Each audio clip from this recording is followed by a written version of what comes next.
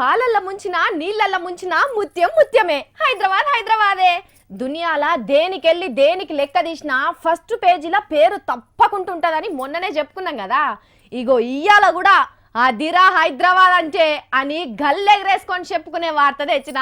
అబ్బా ముచ్చట యాదికొస్తేనే నీళ్ళు ఊరుతున్నాయి. మీకు కూడా గట్లనే నోట్లే నీళ్ళు ఊరకపోతే జేబుల 500 రూపాయలు ఖర్చు కాకపోతే చూడు రిగ్గి వార్తిన్నాక. హైదరాబాద్ కు దేంట్లో ఏ ర్యాంక్ వచ్చినా గానీ తిండిలనైతే బండెడు ర్యాంకులు రాసులుగా పోయాల్సిందే. 130 కోట్ల మంది బతుకుతున్న మన భారతదేశంలో ఎవ్వరు అందుకోలేనంత పెద్ద ఫస్ట్ ర్యాంక్ వచ్చింది. కోళ్లపారాలోళ్ళు సర్వే చేస్తే ఒక్కటే దినంలో 8.5 లక్షల కిలోల మాంసాన్ని పీకి వాడేస్తుర్రట పట్నం పబ్లిక్. దీంట్లో ఎక్కువ పాలు కోడి కూరదేనట. రోజుకు 6.5 లక్షల కిలోల కోళ్ల పిక్కలు ఇక్క తింటున్నారట. అట్లనే దినం 1 లక్ష కిలోలకు ఎక్కువనే గొర్రెలు మేకలు ఎద్దుల సప్పలు ఇడిపించి బొక్కలు కంకుతున్నారట. మరి చేపలను ఇడిచిపెట్టిర్రా అంటే అదేం తక్కువ లేదు. హైదరాబాద్ లో రొయ్యలు బొమ్మిడీలు బుడ్డపర్కలు రవ్వలు కొరమట్టల కానించి అన్నిటిని గిర్నీలేసి పట్టినట్టే పులుసు చేసుకొని తింటున్నారట.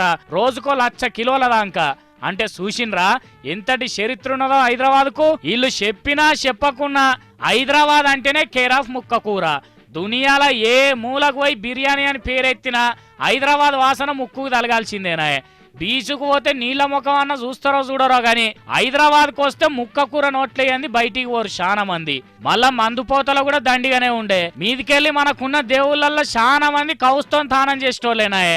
పండుగలు దావతులు పూజలు చుట్టాలు పక్కాలు పట్నం వచ్చిండ్రంటే ఉత్తగా తోలుతారా.